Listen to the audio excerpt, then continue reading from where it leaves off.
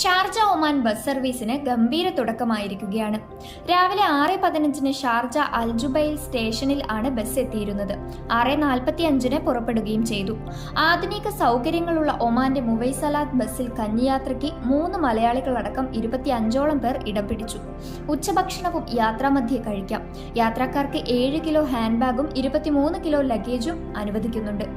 UAE-യിൽ നിന്ന് ഒമാനിലേക്ക് one way വിമാന ticket നിരക്ക് 300 ദിർഹമാണ്. ബസ്സിനാണെങ്കിൽ 100 ദിർഹം മതി. കൽബ ചെക്ക് പോസ്റ്റിലെ എമിഗ്രേഷനിൽ 30 ദിർഹം ഫീസ് അടയ്ക്കണം. മാത്രമല്ല ചില ചെക്ക് പോസ്റ്റുകളിൽ ഈ ഫീസ് ഈടാക്കുന്നുമില്ല. UAE അടക്കമുള്ള GCC രാജ്യങ്ങളിൽ നിന്ന് ഒമാനിലേക്ക് എത്തുന്ന ഉയർന്ന ജോലിക്കാർക്ക് ഓൺ അറൈവൽ വിസ സൗജന്യമാണ്. 14 ദിവസത്തേക്കാണ് വിസ ലഭിക്കുക. അല്ലാത്തവർ ഓൺലൈനായി ഈ വിസ എടുത്തിരിക്കണം. 10 ദിവസത്തെ ടൂറിസ്റ്റ് വിസയ്ക്ക് 500 ദിർഹവും 30 ദിവസത്തേക്ക് 850 ദിർഹവുമാണ് ടൂറിസ്റ്റ് കമ്പനികൾ ഈടാക്കുന്നത്. എന്തായാലും അതിഗംഭീരമായ വരവാണ് ഷാർജ ഒമാൻ ബസ് സർവീസിന്റേത്. സോ ഈ ഒരു ഇൻഫർമേഷൻ നിങ്ങൾക്ക് ഹെൽപ്ഫുൾ ആകുമെന്ന് കരുതുന്നു. ഇതുപോലുള്ള ഗൾഫ് അപ്ഡേറ്റ്സുകൾക്കായി പേജ് ഫോളോ ചെയ്യുക.